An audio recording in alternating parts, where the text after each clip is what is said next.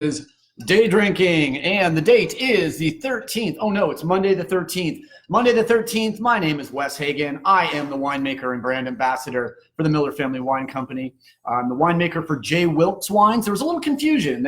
Some people were thinking that I was making those Smashberry wines. I do not want to take one bit of credit away from Thomas Fertel, who makes such beautiful wines for Smashberry. So the Smashberry wines are made by Thomas Fertel. The wines that we're tasting, the Ballard Lane wines, those wines would have been made by Richard Shelton, Texas gentleman. Welcome, Eddie. That was fast. Texas gentleman who studied at the University of Christchurch, worked for William Sellium for a little while. So he's a great guy. Greg, welcome.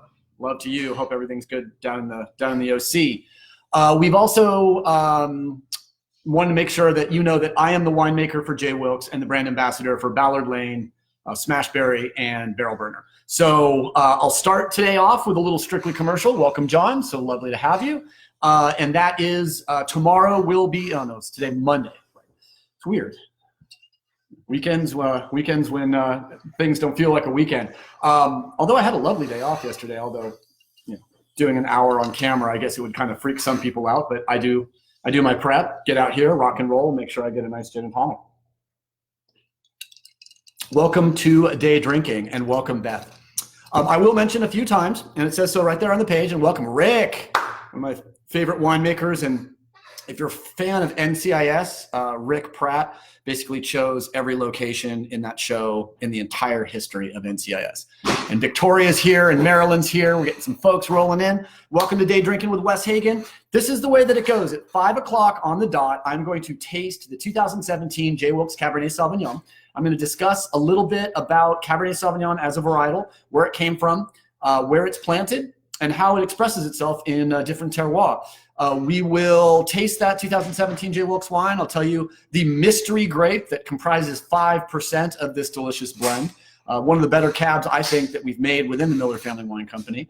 So you'll get a little bit of wine education from the perspective of Cabernet Sauvignon and a little bit specificity on the 2017 Cabernet Sauvignon. And I probably should have worn a steakhouse shirt now that I think of it. But at that point, then we will shift, take a short break in between where I'll go back and try to look at your questions and your comments and what you're drinking and where you're from. So I love the you guys telling me how to, what you want, the questions you have, what you want to know, what makes you happy. If something's funny, let me know. If you love something, let me know. I do watch these little floating bubbles of emoticons, and they do make me feel good when I see them coming out. I obviously can't hear you, so sometimes I tell a joke, and it's like John Oliver the last 4 weeks, basically saying hilarious things, but having absolutely no studio audience to know what's fun. So, and Bill just came in, excellent. And Beth and Jeremy are at the J. Wilkes Wine Santa Barbara site. That's fantastic. One thing you'll notice about this camera, which is the Wes Hagen camera, every once in a while, you'll actually, and my friend, this is interesting, my best friend who is a server for Ruth's Chris in Pasadena, big surprise, obviously he's not working right now. He was a lead server at Pasadena Ruth's Chris, making very good money, lost his job, and he got his $2,400 today. Boom, just like that. So the government cheese is arriving in Southern California, and I do believe that's because he was set up with the IRS on a direct pay. So Bill just came in, excellent. And everyone else, yes, cheers to Monday Day Drinking. Indeed, it is, remember, as long as you're here at 5 o'clock, you will never drink alone. And just remember that it's not really day drinking in this type of situation. Day drinking means something completely different now. I'm not suggesting that you drink when you wake up all the way to you. It's not party all day, but hey, I mean, we're not in the end times, but we're in a difficult situation. And I'll tell you what, a cocktail and a glass of wine makes us feel better. And again, just to close what I was sort of describing, we are going to take that little break, and then we're going to fire up another section. So we keep the wine tasting separate, and I'm not going to in the middle of the wine tasting stop myself because I find myself getting very distracted when I do that. We are going to instead have a little break, have a little conversation, make sure you can go refill your drink. And then tonight, I'm going to be talking a little bit about Jeff Wilkes, who was obviously the original winemaker and sort of the legacy behind this brand of J. Wilkes. And I'll be telling you a little bit of story. And I just got some really, really cool information from his family in Texas about where he was born, where he went to school, his relationship with Santa Barbara. And then we're going to take another tiny little break just to answer a couple questions about Jeff. And then we're going to launch into a very, very swift tour of the 5 AVAs within Santa Barbara County. So literally, I'm going to spend like 2 or 3 minutes on each AVA and answer some questions, give you guys a little bit of and welcome Gene, give you guys and Tammy, so nice to have you, and Stan, the Wizards are back, welcome. Andrew Kurkowski, love to have you, and Jeff Wilkes' sister, who gave me all this wonderful information in front of me. And I actually am a little extra prepared. If you've watched me do this before, you'll notice, first of all, I do not have a teleprompter. Second of all, I rarely look at my notes. I'm trying to do this as much as I can off the cuff with passion and interest and a performative edge. So you guys stay entertained. We all drink together. This is partially wine education. It's partially a hangout, so we all feel a little bit connected in this moment of social distancing. And of course, it's also an excellent excuse for me to be drinking at 5 o'clock.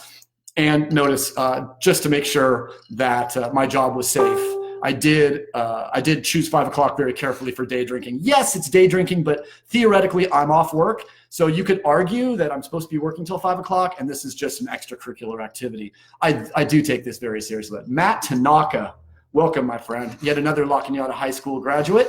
And I believe he was I think he was in the class of 87 with me. So Matt, it's good to see you. Thank you so much. I appreciate every single one of you being here and every single one of you hanging out. Again, one thing I love to see, keeps me interested, and Zin Man's in the house. Let me know where you are, city, state, country, what you're drinking. Anything that you want to know or learn about alcohols, like is beer older than wine? When was the first time spirits were distilled? Anything that you guys want to know about that, that's great. And also, I'm going to be doing 2 things. First of all, I will tell you right now that we have 2 more days, Tuesday and Wednesday, today included, where we're still running the original special that we're doing in conjunction with these Facebook Lives. And that is, you can go to millerfamilywines.com and use the promo code DD50. D as in dog, D as in dog, 50. And you will get 50% off basically barrel burner, Smashberry, and Ballard Lane wines that are normally $14.99, $15 a piece, and they're all $7.50 right now, including my favorites, which is the Smashberry Rosé, crushable, awesome rosé that I've been getting really, really good feedback from all of you who have tried some. Welcome, Allison, and welcome, John. And we are looking forward for all of you guys to be trying these wines. Remember, summer's coming. Might not get out and about that much. Having some delicious crushable rosé, my recommendation. The Smashberry Rosé at $7.50 for a full-size bottle is ridiculous. 90-point wine in the Sauv Journal and Tasting Panel. Then you have, let's see, I would say the Barrel Burner Cabernet Sauvignon is fantastic if you want a slightly richer, bigger, riper cab. If you want something a little more food-friendly, a little more sort of like Cru Bordeaux, I would do kind of the Ballard Lane Cabernet Sauvignon, which is absolutely wonderful. And if you like Pinot Noir and you're looking for an everyday Pinot under $10, you are not going to do better than the Ballard Lane Pinot Noir for $7.50 a case. So it's 1 cent with that DD50 promo code. You get 1 cent per case shipping, and it has to be a full case to get that 1 cent. And just for a little mix and match, say you did, 6 bottles of Pinot, or 6 bottles of J. Wilkes Pinot Blanc, or a mixed half case of J. Wilkes Pinot or J. Wilkes anything, and then you put another 6 bottles to make that full case. You'll still get the 1 shipping. You'll get a good discount, I think 20 to 30% off of the J. Wilkes wines, and that's changing on Wednesday. There's going to be some cool J. Wilkes stuff out there that we're changing the promo codes for. And then you still get 50% off those Ballard Lane wines and still get the 1 cent shipping. So you can play around with this promo code to see what you can get is the best deal to make sure you still get the 1 cent shipping. And if there's, of course, if there's anything wrong with the promo codes, send me a private message. Also, really good news. I spent an hour and a half today going through all my emails, and I did say if you bought a case of these wines while watching or not watching the show. If you've had a case of wine delivered since this sparkling isolation, feel free to send me a private message with your shipping address at Facebook or an email at whagen, Hagen, at jwilkes.com. And I will send you a personal note and a corkscrew on my dime. I'm not actually charging the company to do that. My wife today said, "How much money did you spend on shipping today?" I said, "Oh, 25, 30 bucks. She's like, well, good thing you have a job. And I should, at this point, thank the Miller Wine Company for having faith in our company and keeping basically most of our staff and almost our entire wine, everybody in our winemaking crew, all the brand ambassadors, kept our master somm and kept about 80 to 90% of our executive structure. So after 5 years of building the dream team at Miller Family Wine Company, the Miller family, and if you don't know, Marshall, Steve is the dad, Marshall and Nicholas, they're amazing people, and I'll be talking about them a little bit later in context with Jeff Wilkes' life too. Kevin Jones, LA Seller, or Liquid Asset Sellers. I always think LA Sellers for some reason, probably because Los Angeles Clippers. And Kevin was nice enough to give a pair of tickets to a great Clipper game so I could take my little brother from the Boys and Girls Club, and he did that without me even. I tried to give him some wine. He's like, "Nah, just take the ticket." So thank you. And Lamar is in the house. Awesome. And we were about 5 minutes out. So Paul is here. I want to make sure that if you have questions or I really want to know, I haven't really seen much about what you're drinking. So open that little chat box and tell me what you're drinking. Tell me where you are. I mean, I know generally where a lot of you are because we're attracting a very good audience night to night. And I will say before I forget, because once I start talking, I can only do really one thing at a time with my mouth. Let me try some of that delicious pre-day drinking drink for me, which is a Sapphire Gin and Tonic, which is lovely. And Christopher and Chris, welcome. Love to have you guys all here. And we are going to start tasting the 2017 J. Wilkes Cabernet Sauvignon. You will notice, at least on my camera, the Wes Hagen Facebook page, everything is backwards. I look a little odd.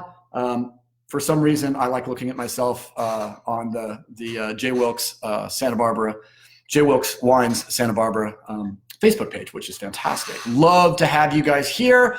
Love to have you guys drinking with me. And as I said earlier, if through all of this, as long as you're here at 5 o'clock, you'll never drink alone. I always like to say, if you have a dog, you'll never drink alone too. So I always have a dog, and I'm always here at 5 o'clock. And Jeff, welcome. So glad you could make it. Again, if you want to tell me where you are, what you're drinking, love to hear. And we've got loads of folks coming in, and we are almost ready to drop in and talk about Cabernet Sauvignon as a varietal, and then talk a little bit after that. We'll take a little break, see what you guys are if you have questions, if you have comments, who's come in, who's, all that good stuff. And then we'll launch into a little bit about Jeff Wilkes, the winemaker in Santa Barbara, and how he represents, I think, the best of the Santa Barbara winemaking culture. I may share with you some of my favorite winemakers in Santa Barbara, and then we're going to launch right into a quick and dirty summation of all 5 American viticultural areas in Santa Barbara, of which I actually wrote the petition to establish 3 of them. So I know them pretty intimately, and I will share some interesting secrets and insights into these AVAs that I would say just about nobody else knows. A little bit, I'll tell you why Santa is abbreviated STA in Santa Rita Hills, and I'll tell you the real story about a bunch of Chileans and winemakers getting drunk and making a sort of gentlewoman's agreement, and maybe even Richard Sanford putting on a bow tie and flying to Chile. So we got lots of cool stories. I'll tell you why Happy Canyon had to become Happy Canyon of Santa Barbara, and how its name represents the fact that it was named during Prohibition. So that'll be loads of fun. Lamar's Melville Syrah from Santa Rita Hills. I want to say there's not much Syrah left at Melville. I want to say, and Mark and Cheryl, welcome. And I'm guessing that Santa Rita Hills, speaking of your work on the AVA. Yeah, to be honest, and I'll talk a little bit about Santa Rita Hills in 20 minutes or so, but I carried the water. I did the writing of the petition, but it was Brian Babcock. It was Rick Longoria. It was Richard Sanford. I was the scribe.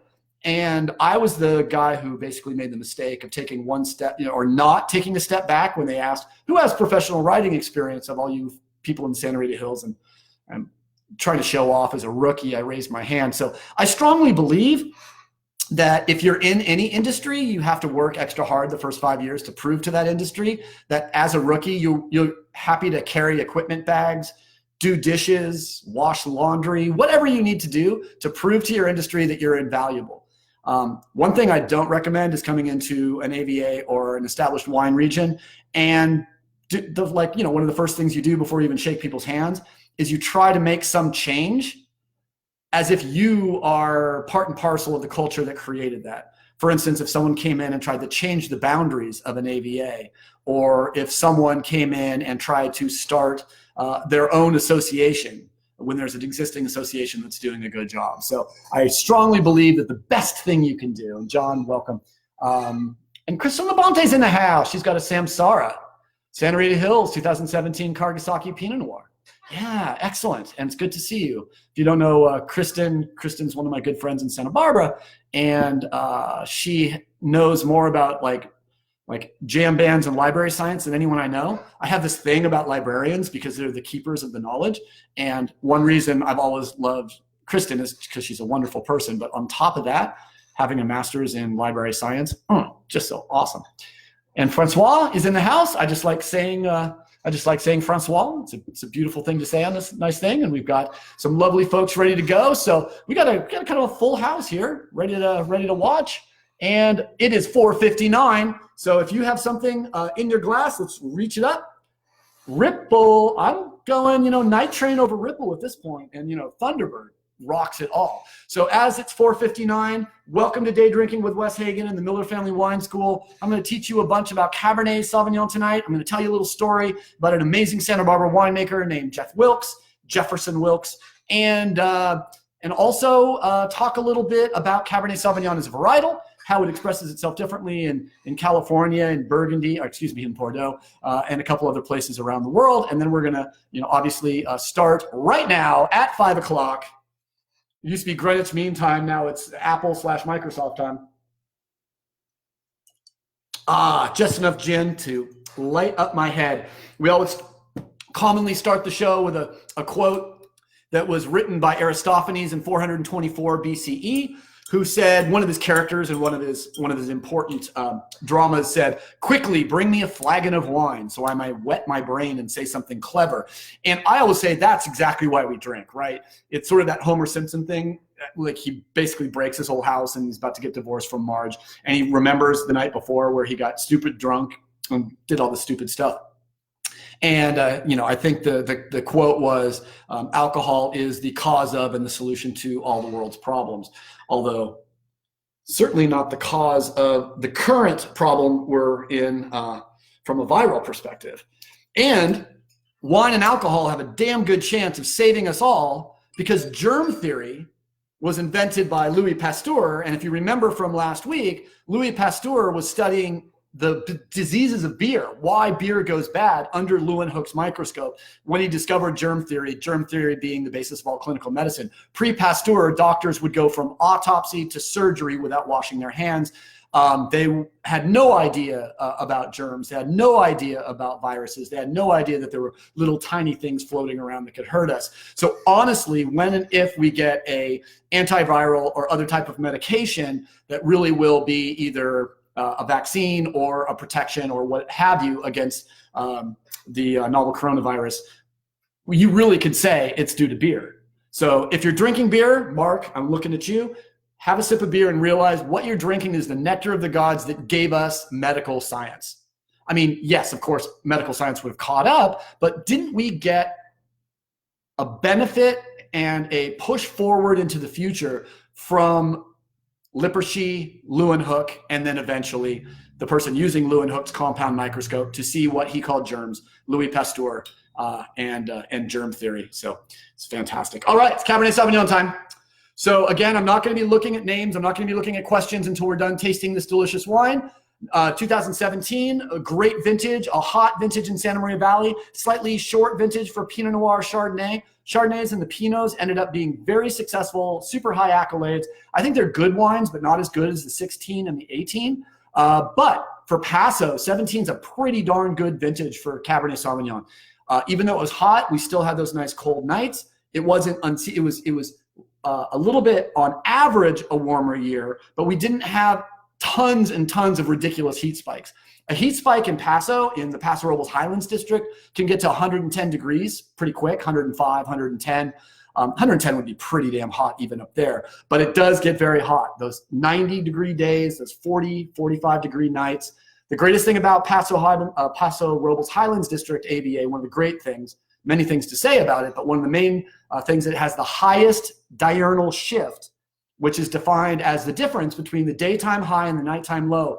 On average, between April and October, this vineyard sees 50 degrees, 50 degrees between the daytime high and the nighttime low. Why does that matter? Well, obviously heat gets the vine moving. Maximum photosynthetic capacity for Vitis vinifera vinifera, the vine that makes wine, is 87 degrees. So at 87 degrees, a grapevine is working on full, basically all the pistons are firing. All the photosynthesis is happening. It's producing maximum amount of carbohydrates during its growing cycle and maximum amounts of sugar during its ripening period. Those are two separate physiological moments. A grapevine really has two lives. It has a growth life and a ripening life. You could actually say it 3 lives. Then it has a dormancy life to protect itself from freezing and dying during the winter. All right, so we got 17 J. Wilkes Cabernet Sauvignon. Is it 100% Cabernet? No, it's not. It is actually 5% of a grape we were playing with last week. And you guys know all about, right? You guys all know exactly what Lagrein is now. Lagrein. So Lagrein, love the DM corks. This is a supercritical cork that we use in all of our J. Wilkes wines, guaranteed by the company and us never to show any TCA or cork taint. Works like a real cork, looks like a real cork. It actually seals almost just like a screw cap, except you get to pull it out and hear the fun noise. All right, I've got my glass. I remembered it this time. So 95% Lagrein, 95% Cabernet Sauvignon, 5% Lagrein. Nice kind of a medium plus sort of a ruby. Approaching purple. Remember what I taught you about if you put the wine sideways like this up against with decent light, I cannot read the print through it on a white piece of paper, which would mean I would say medium ruby with an opaque center. Can't see through it. Does that matter? Hell no. Now, if it looked like rosé and it was bottled as a Cabernet Sauvignon, well, of course it would matter. We would be a little bitter, wouldn't we, that someone sold us a rosé and told us it was a fully macerated red wine? So I would be a little upset, maybe if a little bent out of sorts, if my Cabernet was somewhere, lower than like a medium garnet, where I would expect a cool climate Pinot Noir to be. So as long as my Cab has big Pinot color, I don't worry about color. Color used to be on the 20-point Amron scale of the Davis appreciation scale. It might not have been Amron. The Davis 20-point scale, which was the first numerical score, which eventually was turned into the 100-point scale, made popular by Robert Parker. The 20-point scale, I think, gave 2 points for color, and I think that's probably 10% of a wine's quality to me, and I think 1 point for clarity and 1 point for appropriate color. So, I mean, you could argue, obviously, you'd lose 2 points on many natural wines because they can be a little turbid or cloudy. There's another great wine word, turbid. We generally don't say cloudy when we talk about wine in a professional manner. We would say it was turbid. So this wine has excellent clarity. One step above excellent clarity would be brilliant clarity. So we're always going for brilliant in our wines and looking at it through. I like to look at wines while we're bottling them. I'll pull a bottle off the line, run outside, pull the cork, put some in a glass, and hold it up to the sun, especially white wine, and check clarity. And I want that brilliance. I want to see the sun exploding through the wine because these wines have been go through a very gentle but violent filtration called crossflow. And the cross flow basically throws the wine at itself, and then the particulate matter knocks itself out of solution and goes into an area where it's collected. That's a very incredibly basic and slightly misleading way of describing cross flow, but it's all you need to know. But the nice thing about cross flow is it doesn't just rip the wine to shreds. Cross flow filtration means the wine's going to be much, much less likely to have a lot of bottle shock than if you ran it right before bottling through a plate and paper filter, which are one of the least favorite things I've ever done in the wine industry, is doing a full day of filtration with a plate filter. It's ridiculously long. All right, let's smell some Cabernet Sauvignon. 2017 J. Wilkes Cabernet Sauvignon. It's 100% Paso Robles Highlands district, one of the 12 AVAs in Paso, on the very southeast corner of Paso Robles, south of Shandon, east of Creston. Really, the lion's share of the planted acreage within the Paso Robles Highlands district is owned by the Miller family. Big famous vineyard out there called French Camp, named after a story about Basque sheep herders, which I'll tell you on a different day because it's such a great story. It deserves to be turned into a great Western movie. It's got death, it's got murder, it's got revenge, it's got the federal government, it's got a posse. It's a freaking great story. French Camp Vineyard, Paso Robles Highlands District, 95% Cabernet, 5% Legrand. Very varietally correct nose without showing tons of wood. There's a little bit of that bouquet of oak, kind of roasty, toasty, little bit of oak toast to it. But I would say there's no more than about 20% new French oak in this wine. It's about 11 months between, so we're bottling this wine to free up space before the next bottling. Most wines are bottled within the first year of them in élevage. What's élevage? Élevage just means you're raising the wine and aging it before it goes into the bottle.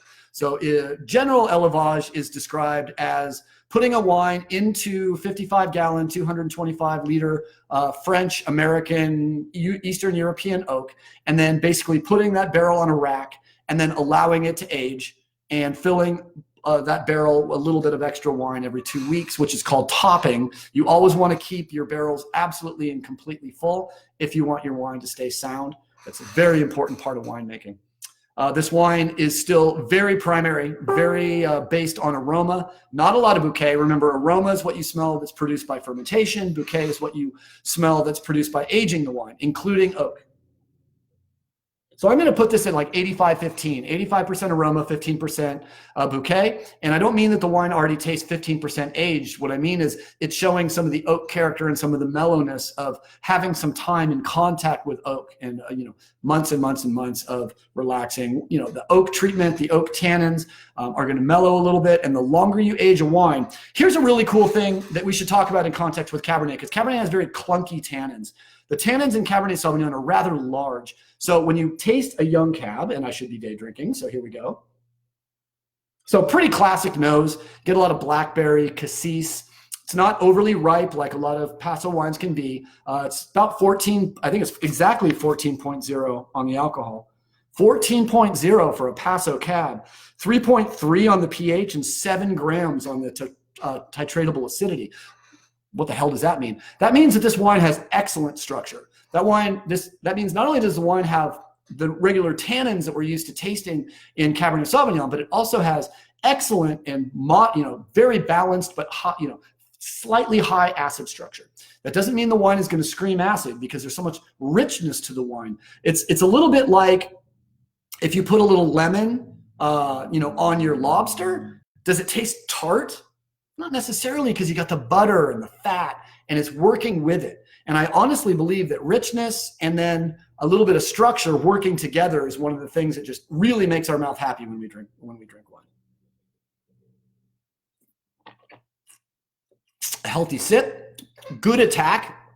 So the attack is what the wine does when you put it right in your mouth. And it's a term traditionally used by British critics like Jancis Robinson, Hugh Johnson, and I love the term because you put the wine in your mouth, what happens? Pow, the attack.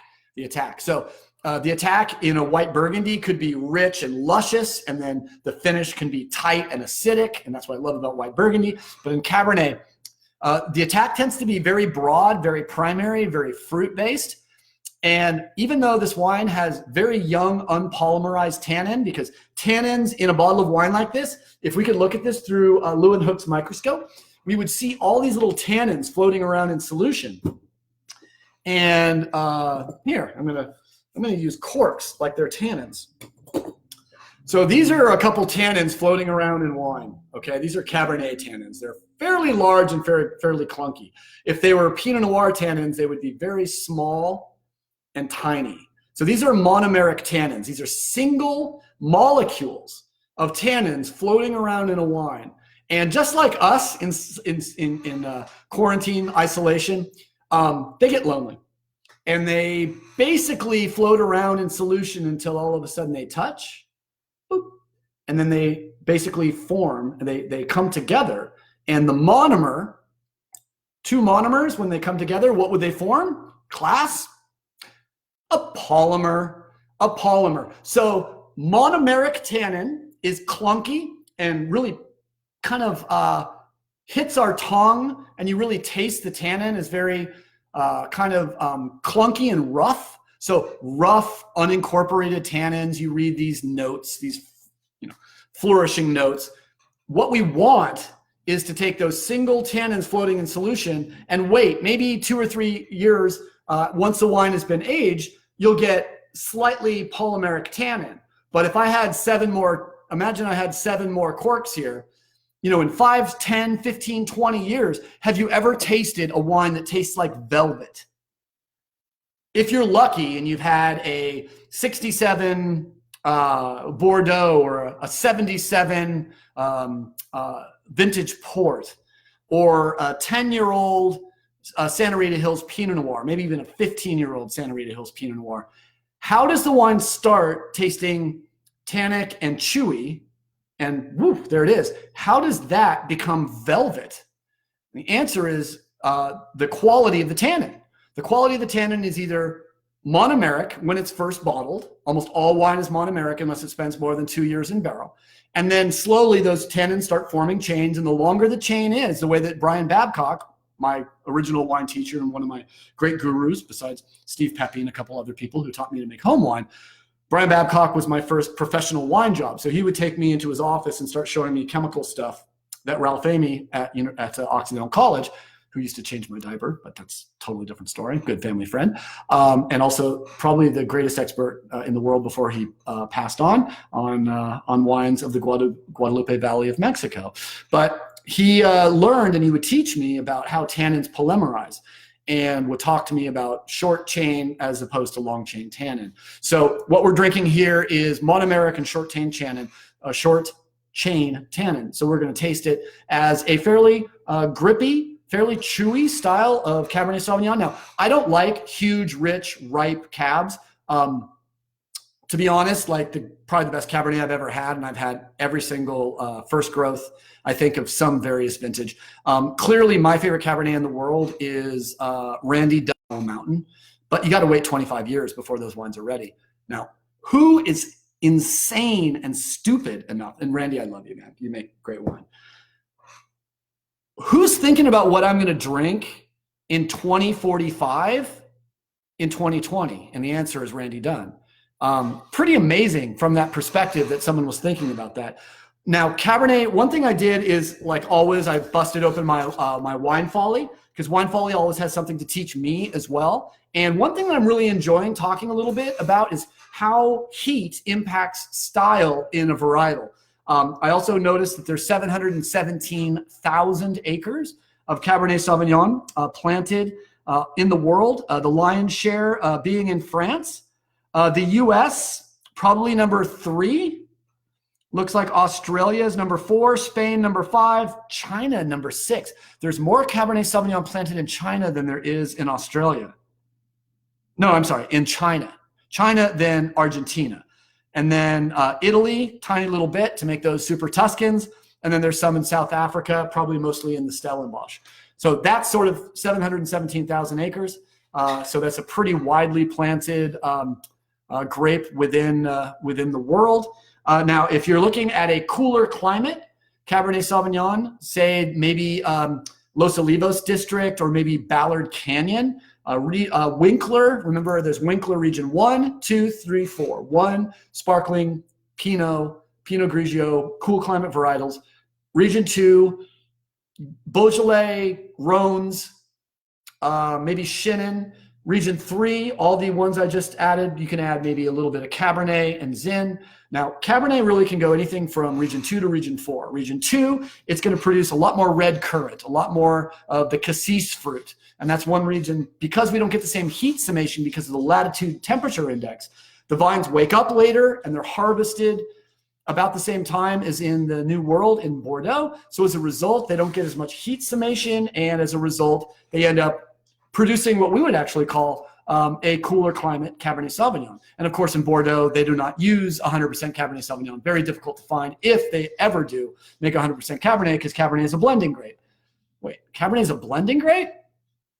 Yeah, then why is Cabernet considered a grape that we expect almost to be by itself? Well, in Bordeaux, Cabernet has always been considered a very popular grape to grow because it's very resistant to mildew and rot, thick skins, easy to grow, pretty decent crop, small berries, high quality wine, and wine that has a lot of tannin, and a wine that is very popular, and especially to add guts to a slightly weaker vintage. It adds color and flavor, to all the other 5 Bordeaux varieties. So Cabernet would be the muscle in the blend, and that's why we use it. When you move up to a medium climate, red currant would move to black currant. And to be honest, as far as cassis goes, my experience with that is Cure Royale, and I don't eat a lot of currants. Currants aren't something that's normally part of my diet. So if you ask me the difference between red currant and black currant, this is clear, though, that red fruits and black fruits are generally, red fruits are usually considered less ripe, and black fruits are considered more ripe. So if we say Bing cherry as opposed to black cherry, I would expect the black cherry wine to be a little richer and have a little more oomph to it. And then, speaking of black cherry, once we get up to maybe region 3, getting a little warmer, up to maybe 3,500 degree days or a little less than that, we can expect black cherry character to become much more prominent in a Cabernet Sauvignon wine. And then the ripest flavor that we can achieve in Cabernet before you get raisins and port from overripe, dimpled, and or raisin fruit would be blackberry. So blackberry would be the sort of the equivalent of the ripest flavor. So if you smell red currant, you can expect that you're tasting a less ripe Cabernet, and then to black currant, a little riper, black cherry, and then finally to blackberry. And I would say this wine moves between the currant and the cherry world. I'm not getting a lot of the blackberry aroma, maybe just a hint, although this is fairly ripe stuff from a fairly ripe year, but picked less ripe than most producers in Paso would pick. Most producers in Paso, if they were being really honest with you, are probably picking between 26 and 28 bricks. This wine was picked at about 24 bricks.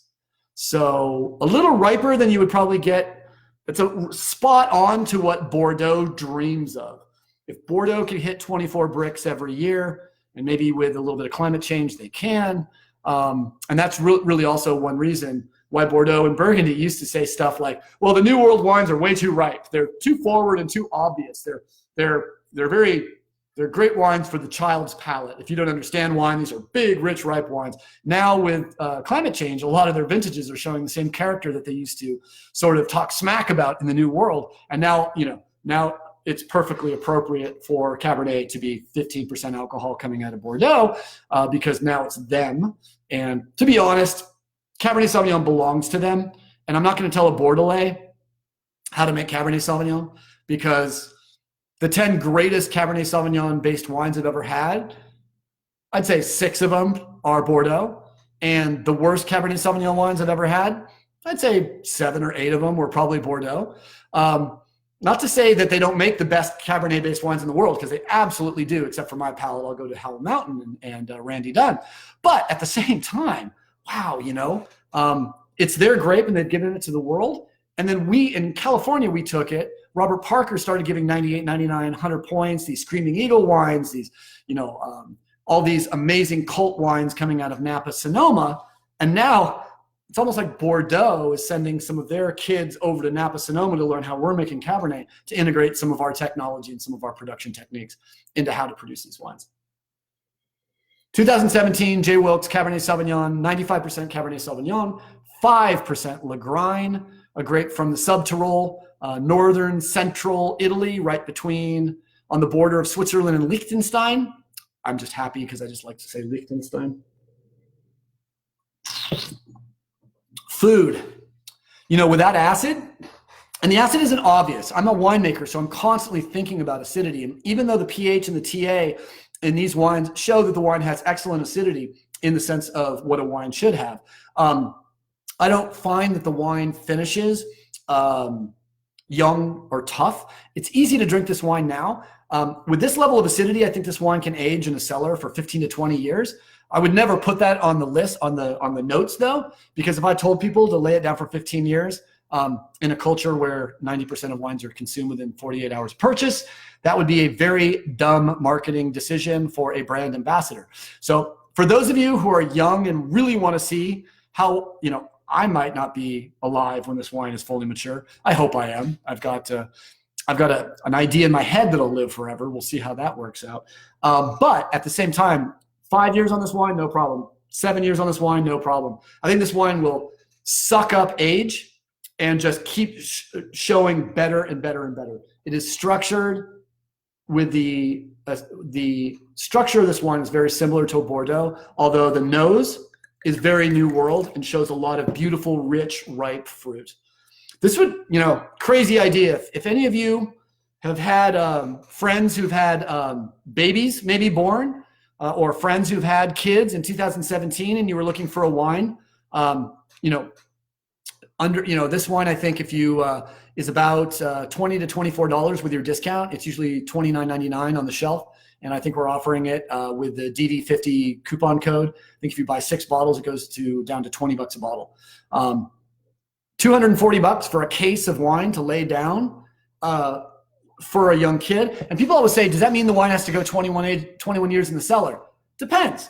What I love to do with a case of wine for one of my friends that has a kid is give them a case of their birth year wine with the caveat, when the kid is in either tweens or into teens, that would be an excellent time to help model successful and safe alcohol drinking behavior to that kid, because we see in cultures, France, Italy, Greece, Spain, Portugal, that cultures that allow their kids to drink at table from a very early age have the ability to have far lower rates of binge drinking and alcoholism than those kids. We all know that Mormon kid in high school that decided to go completely off the reservation and ended up either getting in a terrible accident or ended up having their stomach pumped because they've never understood the correct way of drinking. They watched movies.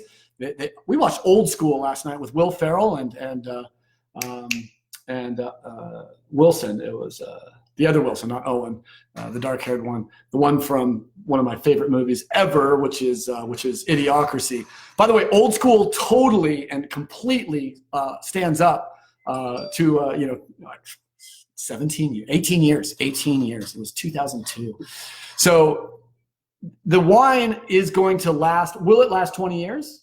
21 years? Well, it's not. It's 3 years later, so it only has to last 18. What I would say is near the teens and the tweens, break it out and start letting them, maybe on their 13th birthday, open a bottle of their birth year wine and give them a tiny little bit to taste at their birthday party, maybe with their family that aren't going to judge you for giving a 13-year-old a taste of wine. But I was drinking wine since I was 9, and I honestly think it helped me get through. In fact, in college, I really wasn't a drinker much.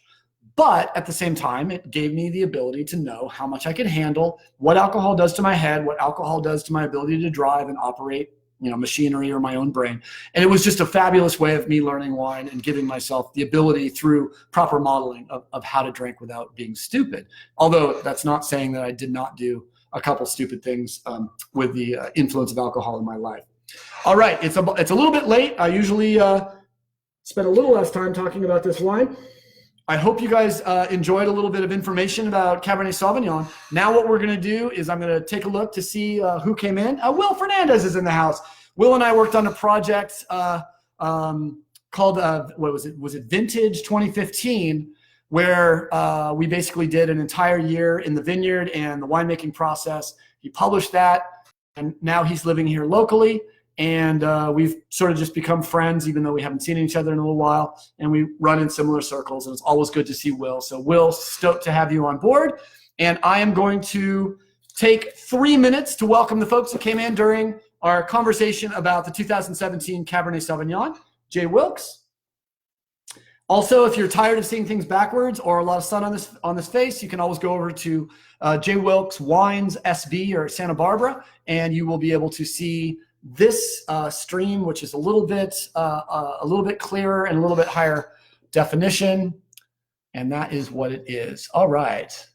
Smashberry Rosé. Red Rock, Santa Barbara. Oh, Beth, man, that's such a beautiful place. I've been going up to Lake Kachuma and playing their disc golf course, the Eagle course and the Mohawk course, which I'm really enjoying.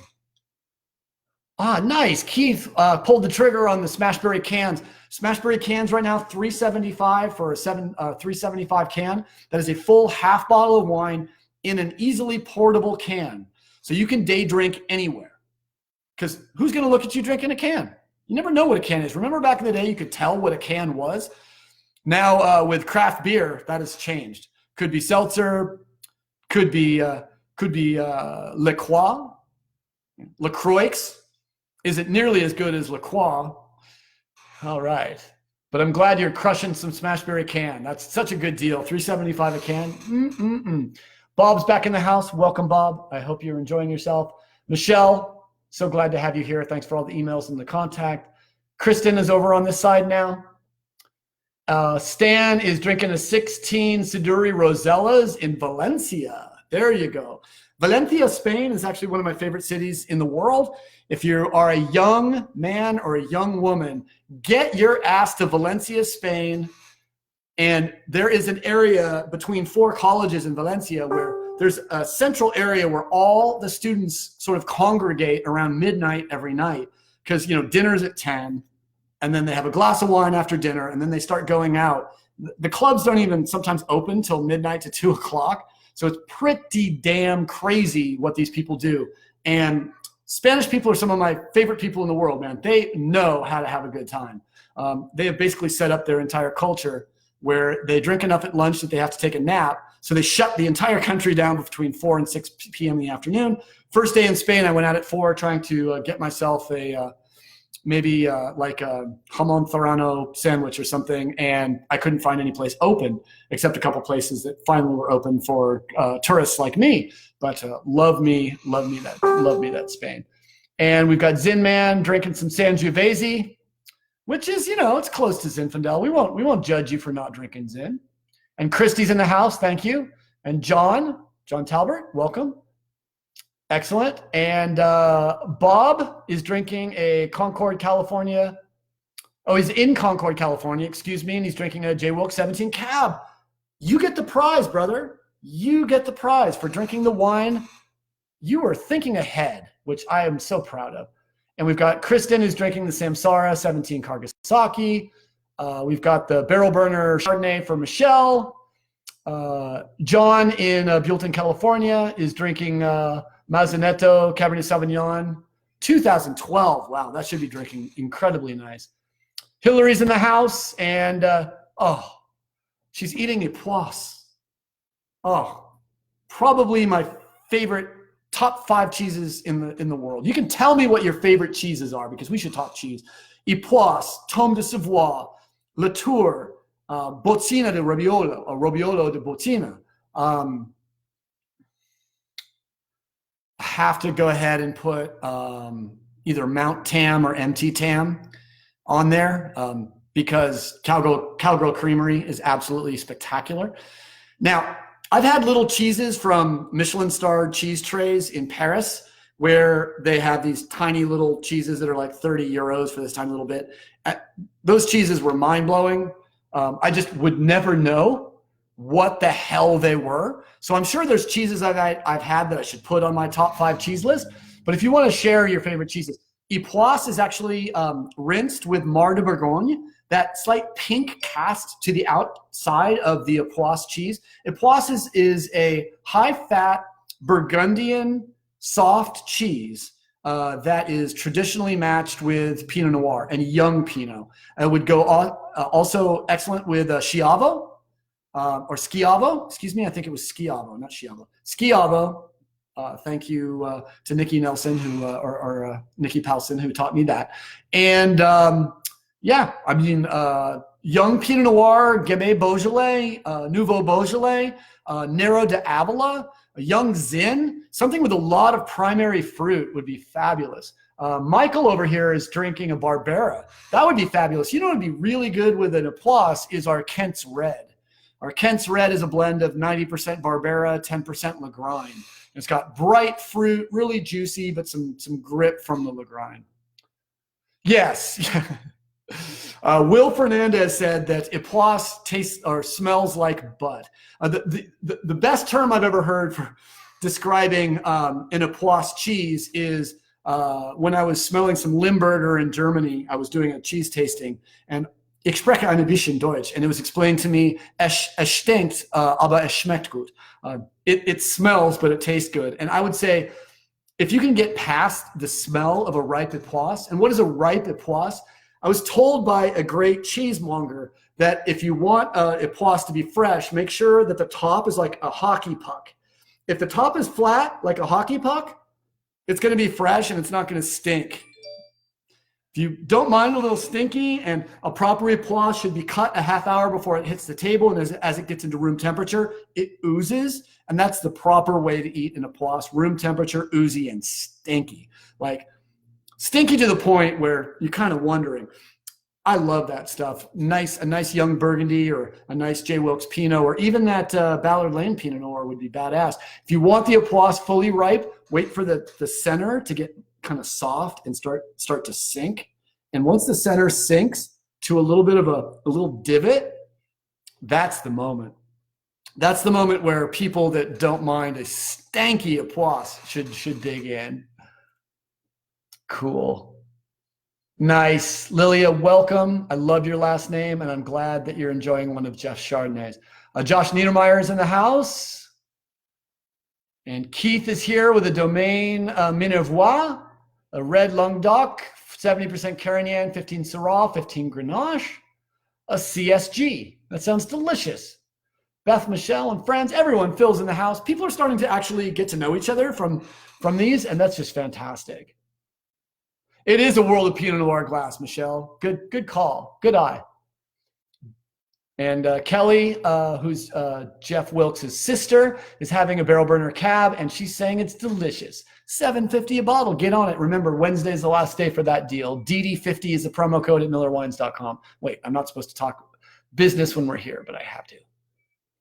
Some day drinking after that. Yeah, kind of a long, intense day for me, man. I have this issue on Monday. I do an extra shot or two of espresso, and it just gets me so fired up. I like to say coffee helps me do stupid things faster. Michelle, are you in Hawaii? Michelle Sheehan says, at 3:01 p.m., if it's 3:01, that puts you square in the most physically remote location in the world. What is the most physically remote location in the world where there is a population center and there's the least amount of people anywhere in proximity? The answer is Hawaii, United States, the most remote location on the planet Earth. Yes, Hugh Johnson, British wine writer, and amazing stuff. And Joseph Benton, thank you, my friend. I'm glad you're here. Peter and Mary Rogers, always lovely to have the mayor of Chino Hills on board. Michelle Miller's in the house. And Michelle got herself a copy of something I suggested, so I hope you enjoy some good reading. David is in the house. What type of yeast did we use on the cab? That is an excellent question. We used a combination of BDX, which is a Bordeaux isolate, and D254, which is generally used for Rhone varietals. So the Rhone varietals were used on the Lagrein. We did not co-ferment. Co-ferment means you throw all the grapes together, throw in a little Lagrein, throw in some Cabernet, ferment it together, and the wines live together throughout its age. We did this differently. We made the Cabernet by itself with a BDX yeast. We fermented the Lagrein with D254, which I've had great great experience and great success with my Axis Mundi program when I was with Clopepi for 20 years. And then we started blending different things, and we went 100% cab. We tried everything, almost all the Bordeaux varieties. We tried Merlot. We tried Cabernet Franc. We tried Malbec. We tried Claret. We tried all these different things. And then one of the winemakers in the blending trial says, Lagrind, what this needs is Lagrind. And we all like giggled, thinking that's silly. And then the Lagrind came in, and it turned out to be absolutely correct. We put that 5% Lagrind in this wine, took a taste, and said that's exactly what we were looking for. That's exactly the grip we needed to give the wine a little breadth, a little expressiveness. And that's exactly what we did. All right. Hope that helps. Of course, you're in Valencia. Spain is a wonderful place. I almost stayed in Spain when I was 18 in Madrid. Let's just say I met a girl, and it was almost over for me. Humboldt Fog is Kristen Labante's favorite. What a wonderful cheese. I believe it's goat, and I know that it has a vein of ash in it, and it is absolutely one of my favorites, and also one of my wife Chanda's favorite. And a shout out to Chanda, who's my official producer. She checks my camera angles. She checks where the candles are behind me, make sure everything looks good before I get going. So thank you, Chanda. She also approves my outfit before I go on. She has asked me to stop wearing branded T-shirts because she says, you're not a billboard, Wes. And you're talking about Cabernet, and you've got the Rappahannock oysters. I always have oysters on the brain, and there's always a bottle of Pinot Blanc within reach. That's how I roll. Elaine and Ron, so so glad to have you guys. Love it. And Elaine Vicinoni, that's probably, Elaine's one of my favorite names in the world, because my favorite restaurant in the world is Alain Ducasse in Paris, where I had a beautiful meal during my honeymoon in 2000. Actually, it was 2001. We didn't do a honeymoon until we finished harvest. We got married on 9/9/00, and we started making wine 7 days later. And we had to wait till the end of harvest, so we went in winter of 2001 on our honeymoon to Burgundy, Champagne, and Paris, which was lovely. Hillary's got it. Yes, Kent's Red, Young Pinot, Gamay. Sean, welcome, brother. So glad you're here. Anne Marie is here. Yes, she's back again. And Lilia, if I'm saying that right, Lilia Wilkes, she is Kelly's sister-in-law, so welcome. So lovely to have you. And anyone connected to Jeff is close to my heart, and I'll explain why in just a couple minutes when we talk a little bit about him. And I've gone a little bit over as far as talking about all this stuff, and Ron is in the house. Thank you, Ron. I think I saw everybody coming in. Christy Jefferson Wilkes is the J of J Wilkes. And Sean came in over here. Brett Varner, welcome, and Kristen. Lamar, Michael, Teresa, Janice, Teresa, Wade, Elaine, and Scott Harris in Vegas are back. We're all going to go to Vegas after this. We're going to have a huge party. We're going to all go to Lotus of Siam, and we're going to eat basically duck Penang, crispy rice, and basically crispy shrimp until they run out. Anthony's here. Chef Scott, welcome.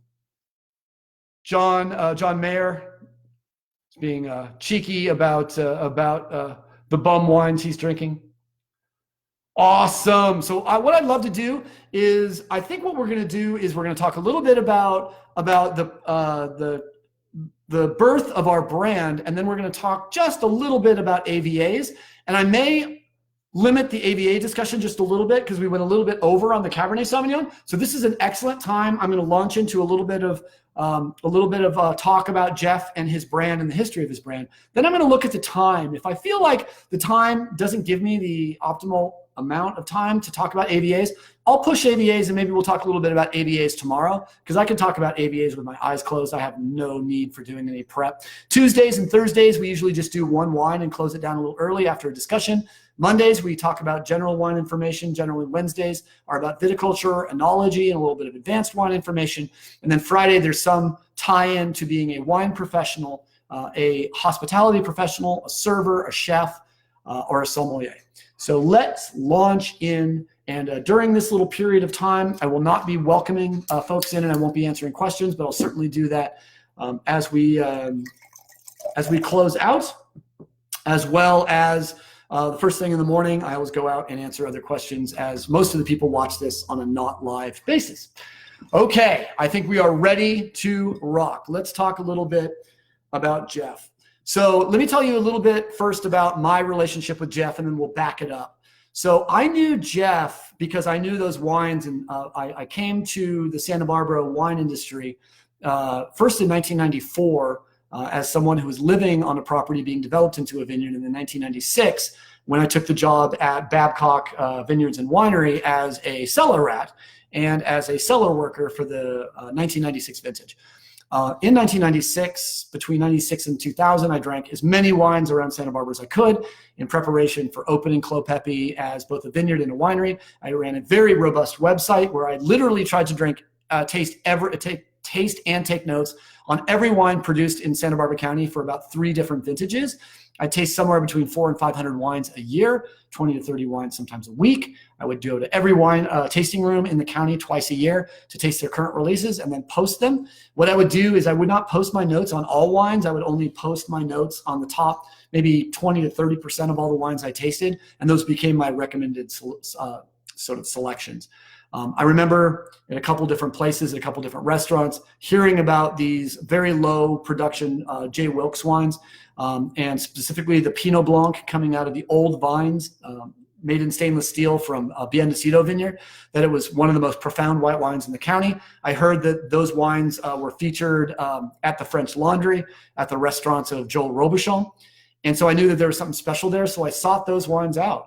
And I tasted them, and it prepared me for the moment where I met Jeff at Central Coast Wine Services, which is now known as the Miller Family Wine Company Winery, where in, let's see, I guess that would have been 2005, excuse me. He wasn't with us in 2015. 2005 was when I was making wine in Central Coast Wine Services in Santa Maria for Clos Pepe Estate, and I believe back then it was only Clos Pepe Estate where I was making wine. And I was walking through the winery, and there's Jeff Wilkes sitting by a stainless steel tank, putting some cold white wine in a glass with a bunch of hoses and a bunch of filtration stuff around. So introduced him to myself to him. He had heard a little something about what I had done with Clos Pepe and the Santa Rita Hills, and asked me if I was interested in Pinot Blanc. I said, well, it's interesting you say. Just a month ago, I got back from Alsace, which is not really France or Germany. It's just Alsace. And I had tasted through so many aromatic whites that it really became one of my favorite wines, like Pinot Blanc, Pinot Grigio or Pinot Gris, Tokai, Riesling, Gewürztraminer, all the great wines from Alsace, but Pinot Blanc was always a standout for me. I had never tasted a wine at that point from the Alto Adige, by the way, so I still hadn't tasted some like Tourlon and some of the best amazing Pinot Blancs in the world. So he said, hey, put this in your glass. What do you think? And I'd already been a wine judge for maybe 10 years, and I tasted that Pinot Blanc, and it was an eye-opening moment. It was a moment where I thought there are certain things that Santa Barbara could do and they couldn't do, and I never knew that Santa Barbara could do that.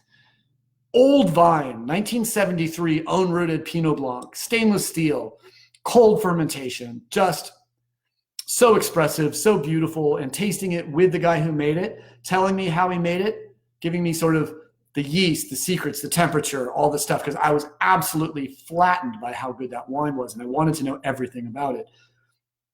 Clearly, at that point, I thought I was going to be the winemaker and vineyard manager at Clos Pepe until the casket dropped.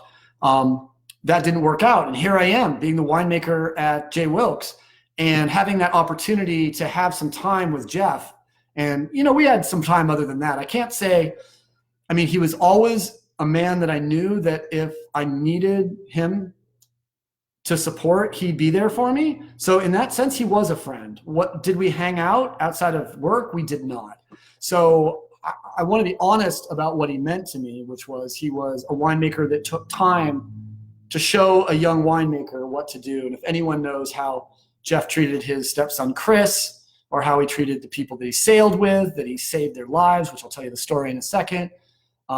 Jeff was an amazing man, and he's someone that I'm incredibly proud to continue the legacy of his winemaking. And when I make a wine, I do ask myself 2 questions. Is this a wine, am I making a wine I would love to drink? And am I making a wine that Jeff Wilkes would be proud of? One really amazing moment before I go into Jeff's life a little bit is I think Jeff would have been incredibly impressed. He was an international relations major at University of Southern California. Fight on. And as a result, he told a lot of family and friends he was interested in a political career. And Kelly opened up to me to say how lovely it is maybe that he chose a much more noble profession of making fancy booze for semi-fancy folks. But Jeff did have political aspirations, and he was an amazing man that way. We always had great conversations, and I'm very happy. So I would like to propose a toast. Everyone around the country, lift a glass to the memory of the legacy of Jeff Wilkes, a kind man, a wonderful man, and a great winemaker that I am proud to really work hard every day to step up and make wines he'd be proud of. Awesome. So I want to share just a couple of key bits. I'm not gonna. This won't be an epic, but it is a fairly epic tale. A little bit more about Jeff Wilkes, because even though his name's on the label, sometimes I feel, and I've been pushing the company and pushing the family to be, because the Millers really love Jeff with all their heart, and you'll learn just how serious I am about that when I tell you a little bit about some of the conversation and what Nicholas and what Stephen Miller said at his funeral. So Jeff was born in Pampa, Texas, in 1957. His parents ended up with a full 6 kids. So there was a good full family, and in the midst of all this, they lived in a number of places, including Clovis, New Mexico, where his dad was the manager of a radio and TV station. They had Kelly and David. Hello, Kelly. And then they moved to Phoenix, Arizona for a job move. 2 more kids, Karen and Leslie. And then in 1970, they moved to Orange County. Come to the promised land. Every great American ends up in California. But it is the greatest place. People do tend to move west, and California is the end of that thing. So he went to Newport Harbor High School. I don't know what the mascot is there, but go Newport Harbor High School. I'm just going to say, how about Tridents? That sounds about right. Class of 1975. He played football, and he was also a shot putter. I did not know that. That was one of those things. Eagle Scout at 15. We all know, I don't know if I've ever known anyone that achieved Eagle Scout that didn't do something really special with their life. So, and had skills. There's never a time in your life where your Eagle Scout skills, and I'm just going to go ahead and throw out there that those Eagle Scout skills that he achieved at 15 likely saved the lives of many, many people during a long boat race that I'll describe quickly. His first job was basically cleaning barnacles and bilges out of the hulls of boats in the now defunct Newport Beach Sailing Club. So had that Newport connection, that sort of OC connection working. That's where he caught the sailing bug and sort of became a sailing bum. I don't want to say bum. I say that with the greatest respect in the sense that all he wanted, in a perfect world, if he was a millionaire, if he was a lottery winner, chances are he would have bought a big old boat, hung out, and found all of his friends to get on that boat and sail. He loved the ocean, and he loved sailing.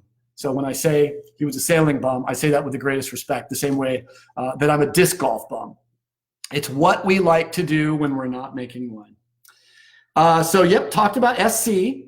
And then so Jeff moved to Santa Barbara in somewhere around 1980 or 81.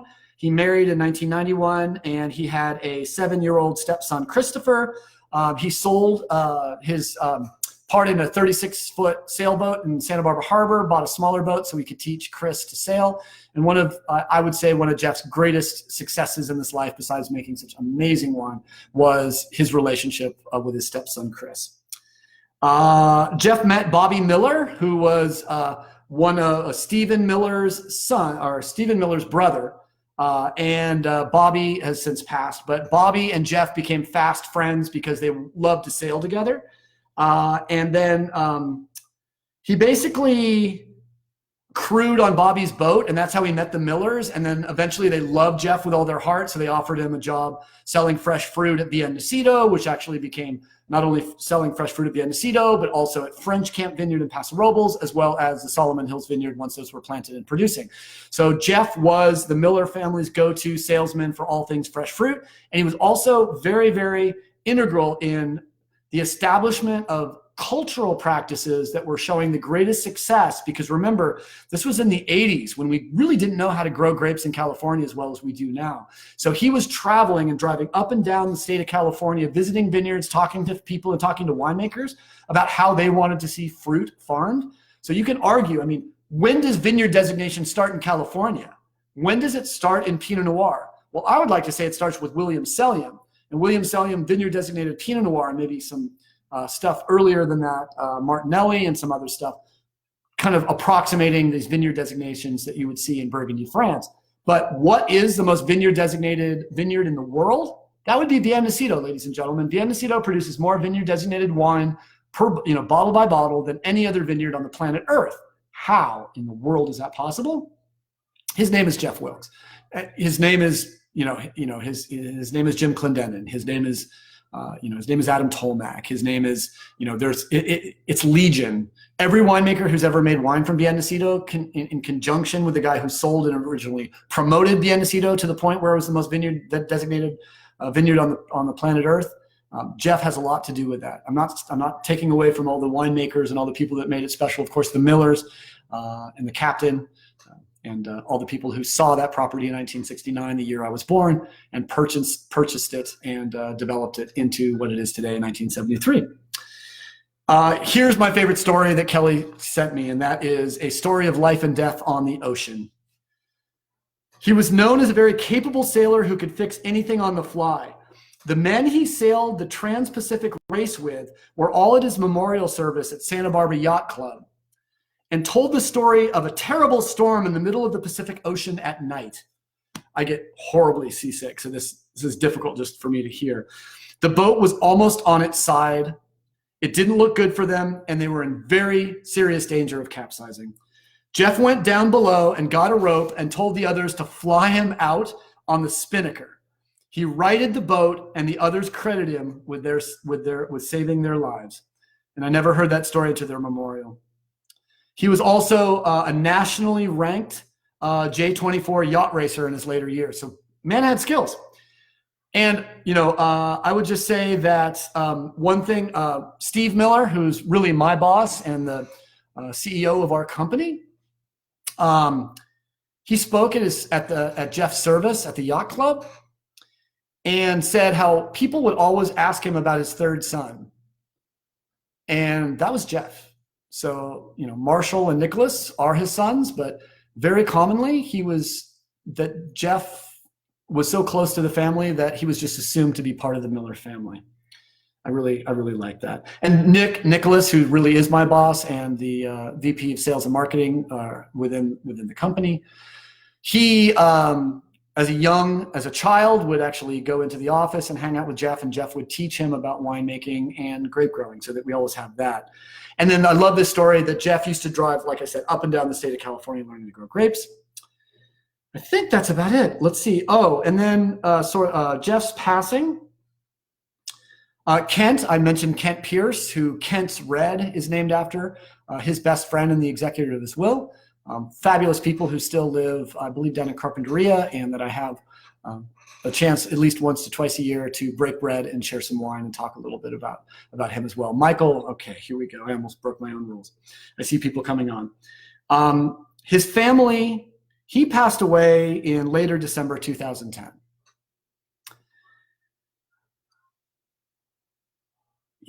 Yeah, so, and then the nice thing about it is much of the family, including Kelly, went out and got all the way out to visit Jeff on his birthday on the 9th and 10th of December that year. And we're able to see him, not knowing that Jeff was in trouble medically. Got to really spend some fine time with him the same month in which we lost him. So one thing that I want to really kind of punctuate this whole thing with, which brings together his life, his wine, as well as his political aspirations, is I think Jeff would have been incredibly proud to attend in May, like I did in May 2018, I believe. I was invited to the State Department up to the Benjamin Franklin room on the 7th floor, where we had a 350-person lunch celebrating the presidents and prime ministers of all 5 Nordic nations that were coming together to work on international relations, terrorism, peace, economics, business, all this stuff. And the wine featured at that State Department lunch for all those presidents and prime ministers, including John Kerry, including Joe Biden. This was the last year of the Obama administration. That's as political as I'll get tonight. But the State Department and the chef of the State Department were brilliant enough. They brought in Marcus Samuelsson, Swedish-born, Ethiopian-born, Swedish-raised, to do basically all the food, and we did the Pinot Blanc. And as they were toasting everyone in the room, they used the J. Wilkes Pinot Blanc 2013. So I got to see 5 presidents and prime ministers and 300 VIPs all tasting wines that said, J. Wilkes. And there was a story about who Jeff was on the menu, and I have a signed copy of that menu saying, "Love the wine. Great job, John Kerry," and it's framed. It's going to be in our tasting room in Santa Barbara. You can come see it. So Jeff's political aspirations were likely recognized that day. I'd like to say Jeff has been in the State Department. Jeff has been hanging out with presidents and prime ministers. Jeff's history and legacy have been fully explored as far and as close to the culture of Washington, D.C. as I ever want to become. Although, what a wonderful experience that Jeff Wilkes got me into the State Department. On the 7th floor, I got to meet the guy who owns IKEA. I didn't say anything. I got to meet some incredible people. I got to meet John Kerry. I got to meet Joe Biden. I got to make sure they drank all my wine. And by the way, those in the Obama administration, at least, because I understand it's a little more sober with our current executive who doesn't drink. But my goodness, can those people drink? I counted no less than 17 offers of lunchtime adult beverages, 17 different adult beverages offered to us throughout our entrance, our cocktail time, our lunch, and afterwards. So there was seven or 8 toasts. And I guess I have to imagine that in Nordic countries, and where is that? Yeah. To make sure you were official. Wow, it was 2016. Wow, how time flies. That's the pin that we had to wear to make sure at any time that Secret Service knew that we were actually official. And now we're actually selling our wine in Finland as well as Norway, partially because we had that moment. That I got to fly all the way out to DC. I got to eat at Rose's Luxury. I got to eat at the DC Smokehouse, which is the barbecue place that when we liked Kevin Spacey, he used to eat at that barbecue place, and he hired the chef to come work for him at the White House in House of Cards. I have to say how amazing and wonderful it is that Jeff's legacy and experience not only has given me this job, has helped pay for the house that's around me and protecting me during this difficult time, but also managed to land me smack dab in the middle of Washington, D.C., in a place and in a moment where not a lot of people got to see. So we're going to talk about AVAs next time. It's already 6 o'clock, and I've been asked by the company to kind of tighten these things because, believe it or not, it's sort of like Wes Hagen's ADD Theater. Welcome. I will talk about Cabernet, but you'll definitely have to sit through a couple of asides. If it was a Shakespearean play, every 3 or 4 sentences, there'd be a little aside. Wes talks about Washington, D.C. Thank you for drinking with me tonight. I still got a little work to do because I've been doing too much talking and too little drinking. I hope you enjoyed having sips, listening to some of the stuff. I love hanging out with you guys. This is a wonderful time for me to spend a little time between my work day and getting through and over the work day, thinking about what I'm going to cook. I'm doing broccoli. I'm doing white beans and garlic shrimp tonight. I think we're going to do I think we're going to do some of the 2016 Paso Robles J. Wilkes Chardonnay. I was trying to get that Chardonnay to you guys on a special case deal for Thursday. And my boy Matt Malden sold 56 cases of it today. It's gone. Can't even show it to you. So it's a good indication, though, as my wife likes to say, teach people how to buy your wine. These wines do sell out. We're not here because we're sitting on thousands and thousands of cases that aren't going anywhere. I want to share with you delicious wines that are definitely worth drinking and definitely worth buying. I'm going to close out by making sure I've said hello and welcome all the folks. Richard, so glad to have you here. Yes, indeed, he would have, Michael. Ron came in, Alain came in, Varia, if I'm pronouncing that right, Francois. As I've mentioned maybe once before, my mom tried to make me bilingual when I was an infant. She was a French major at Occidental College, became a very important lawyer. She tried to teach me French and English simultaneously as I grew up, and I guess she said that my brain back then was special too. I started speaking Franglish, not knowing kind of how to work diction on both sides of the language barrier.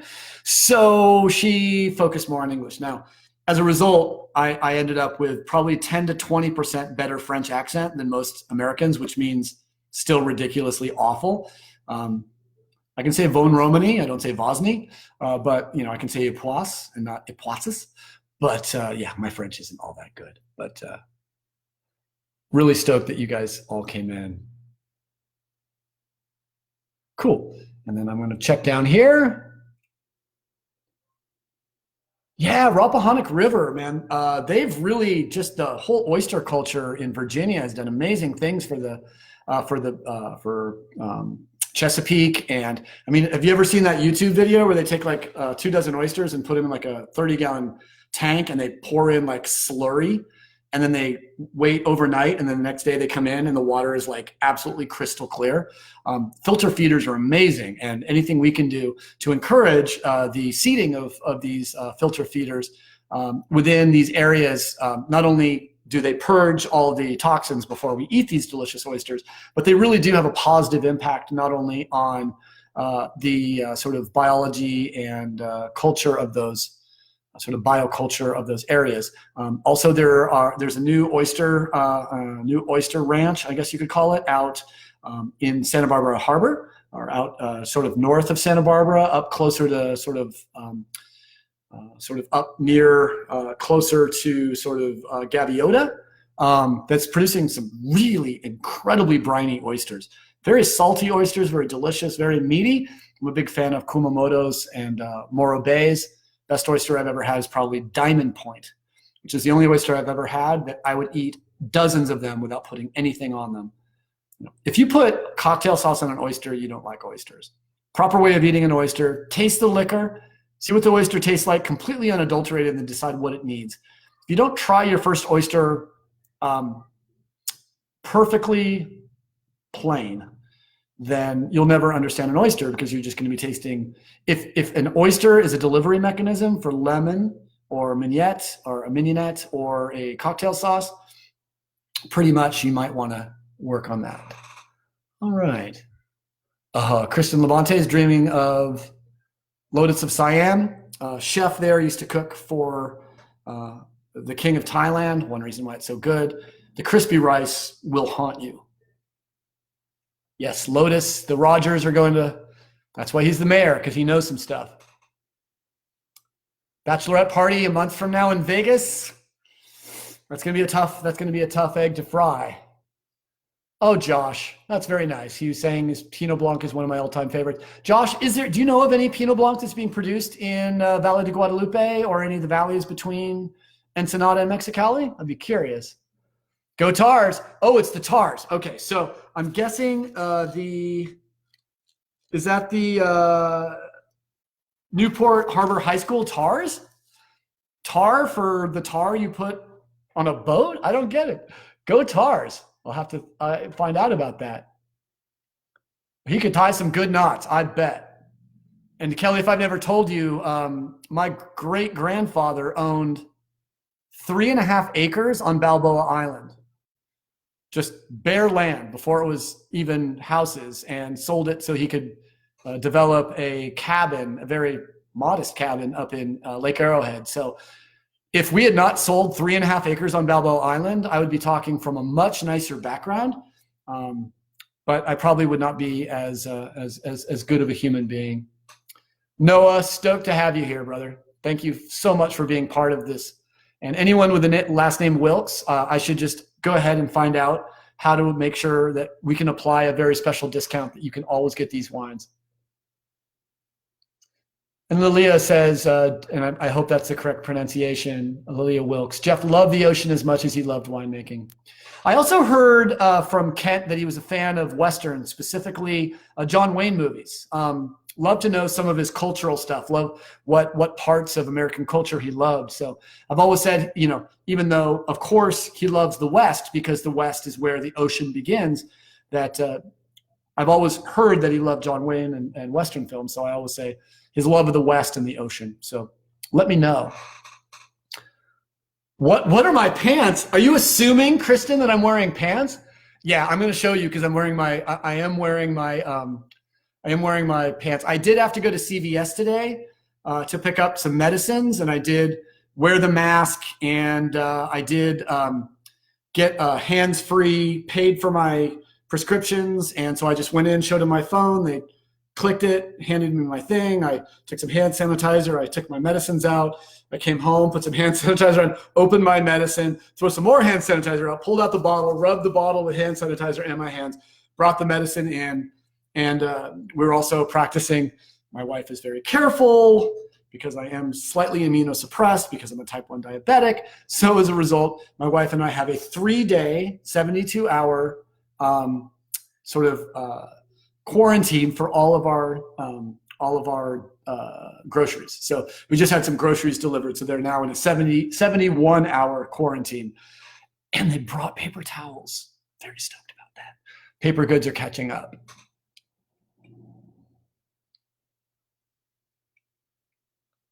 Awesome. So Josh said he doesn't know of any Pinot Blancs being produced down in the valley. I would assume it might be a little warm down there for Pinot Blanc. Oh, okay, so the mascot of the Newport, I'm going to make sure I say this right. Newport Harbor High School are the Sailors. That's pretty easy to remember. Nice. That's right. John Wayne was a Newport Beach guy. He did spend some time down there.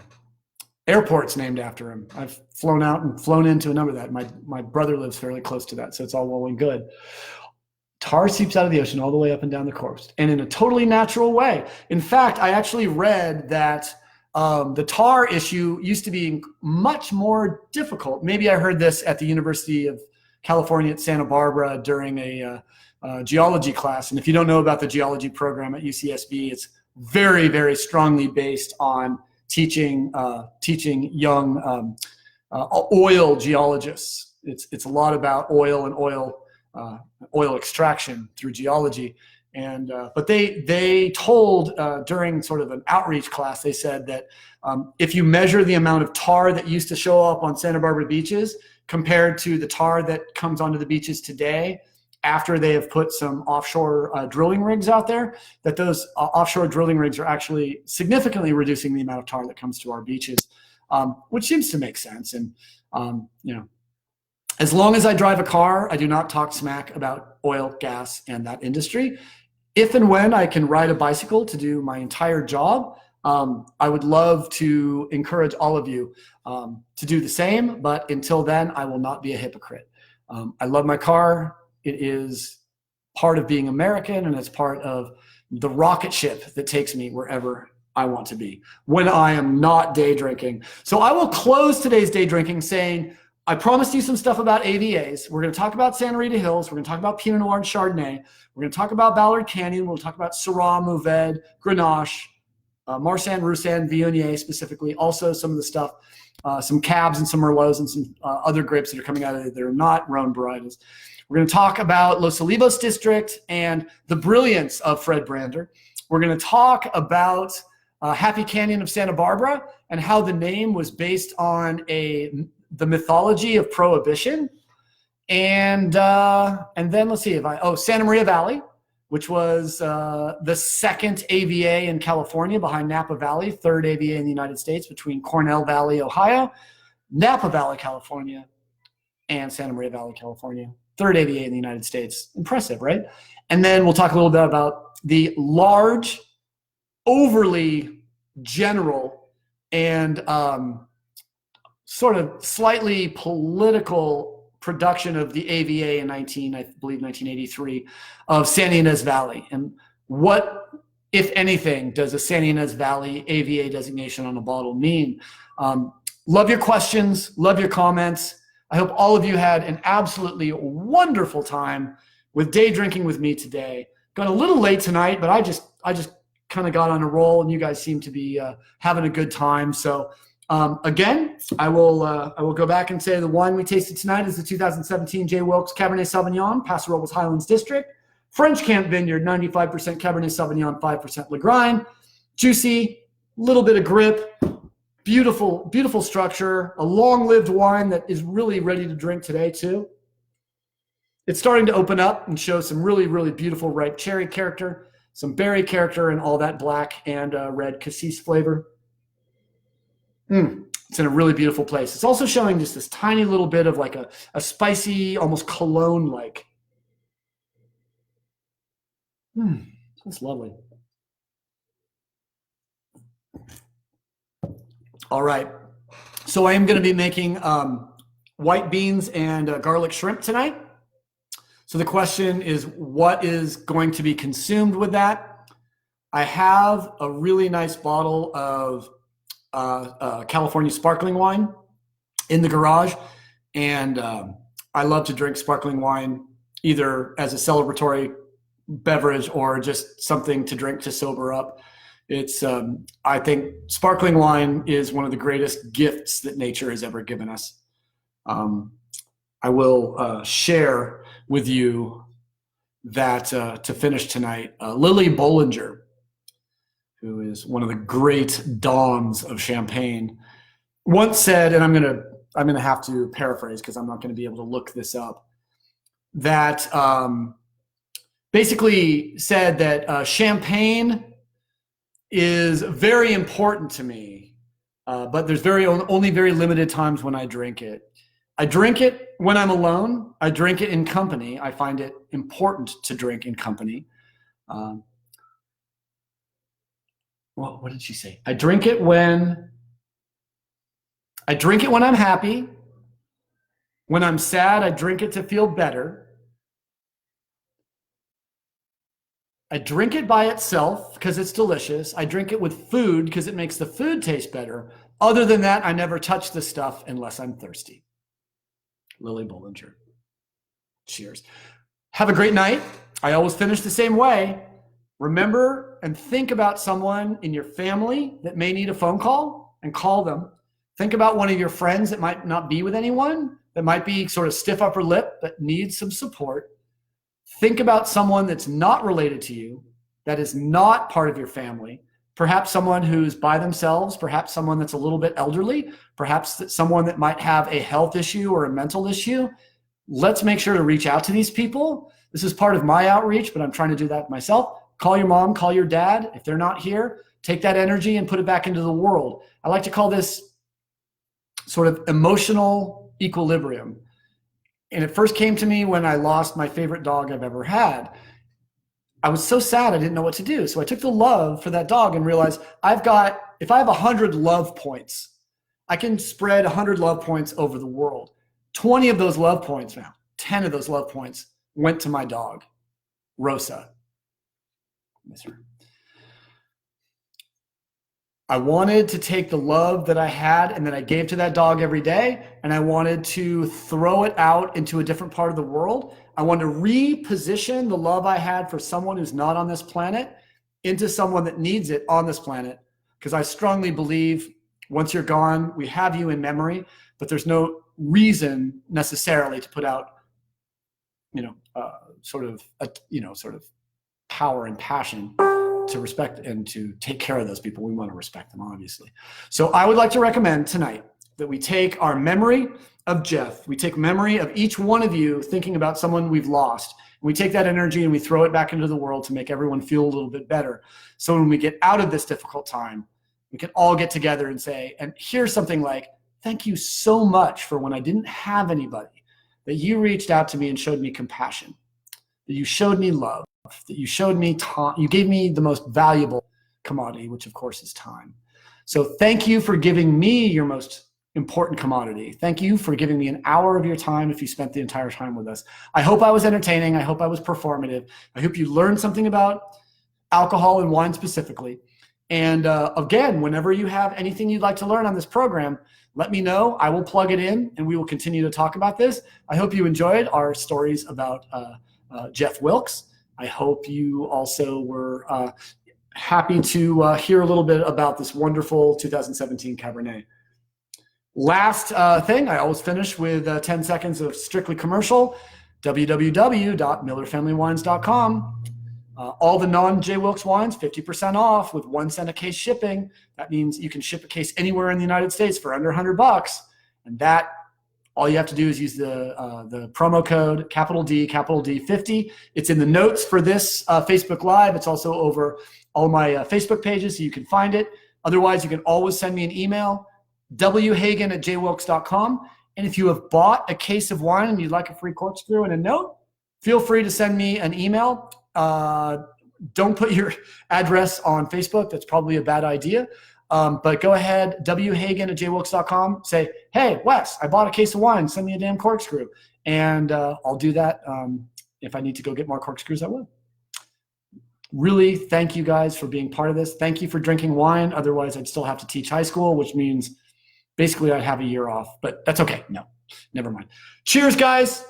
Here's to day drinking. Here's to you. Here's to every single person out there. Here's to the scientists that are working really hard right now. Here's to the immunologists who are going without sleep tonight, drinking coffee and Red Bulls to try to develop a program to help us all through this. Thank you to the doctor and the ER folks and the first responders and the person that delivered my groceries tonight. My best, I've got 2 suggestions. Everyone who is doing the hard work to keep us alive in our houses deserves a $10,000 bonus, basically from the government, to say thank you for keeping us all alive. And I'll also say, I think that it's very, very important for us to start making plans. Start making plans and start thinking about what you're going to do when this is all over. And get out, smell some fresh air, either in your backyard or in your neighborhood. Stay safe. Don't go anywhere where there's a lot of people. And do everything you can to keep us all safe and happy. Cheers, Nikki. So glad to have you here. John, glad you joined us. And very, very stoked. Excellent. Oh, Kristen remembers Rosa too. Oh wait, I have a picture of Rosa. You want to see Rosa when she was a puppy? Okay, if that is not, and this is one reason why I always have the hardest time not losing it and crying when I talk about Rosa. Look at that little panda bear. 12 weeks at Clopepe in the center courtyard before it was turned into the big house.